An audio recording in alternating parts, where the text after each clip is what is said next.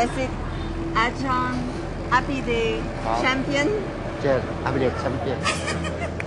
It's quite moving to be here with Ajahn Apide in the Lumpini Stadium, the Bangkok landmark where he fought as a champion.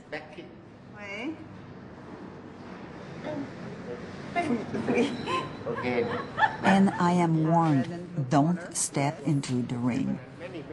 In this building, the sacred shrine of modern Muay Thai, the ring is the altar. Women are still forbidden to enter the ring. And I know not to even put my hand inside the ropes. The smell of camphor fills the air. It all reminds me of when I used to compete in karate. This is the first chance I have to actually watch fighters tape their hands and build up their knuckles before putting on the now mandatory gloves. I flash back to Krulek telling me that in more brutal times, the bindings around the fists were often soaked in resin and then coated with fragments of glass or stone chips. Dried in the sun, these bindings became vicious tools, causing injury and mutilation. As we head for our seats at ringside, I can feel the excitement building.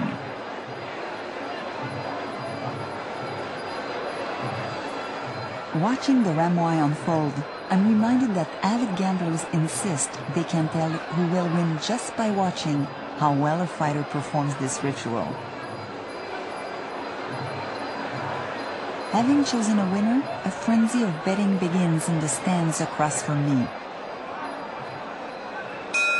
At the sound of the bell, I feel myself tense as the first of the two Fairtech fighters that I became friends with at the camp engages his opponent. My friend is the one in the red shorts. He and the other fighters seem pretty evenly matched until... We all thought the fight should have been called right then, but the referee seems to think otherwise. The pounding keeps going, back and forth.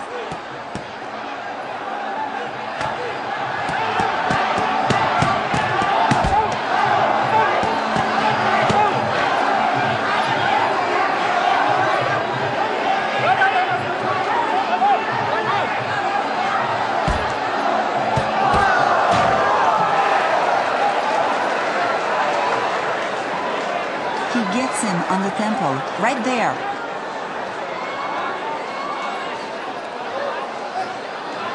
I mean, the level of endurance of those guys is absolutely unbelievable. And I don't know what they do, but hardly anyone gets cuts, you know, so I don't know if it's the skin that gets used to it, and even the bone crushing on the legs, just how they, you know, to get used to get this level of hits one after the other. It's just, and in the rib cage, it's just amazing. With one opponent down, my eyes are fixed on the second of Apide's fighters. He's the one in the pink trunks. I was told because of its position on the fight card, there is a lot of money riding on this bout. As the fight progresses, I can feel Ajahn Apide's frustration. He tells me that his fighter has a lot of potential, but he's often lazy. But this time, he rises to the challenge.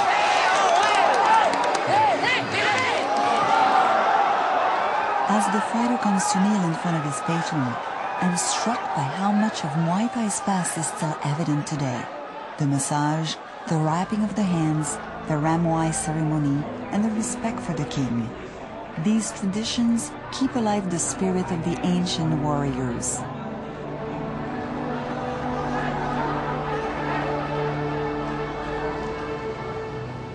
All martial arts are inseparable from their country's history and culture. Today, as Muay Thai becomes more commercialized, its challenge is to preserve its own glorious heritage. Bob Carver, Ajahn Chai, Krulek, Ajahn Manot, and Ajahn Abide. These masters are helping martial artists to develop a mental attitude that will last them for life. More importantly, these masters are keeping alive the long tradition of Thailand's martial arts.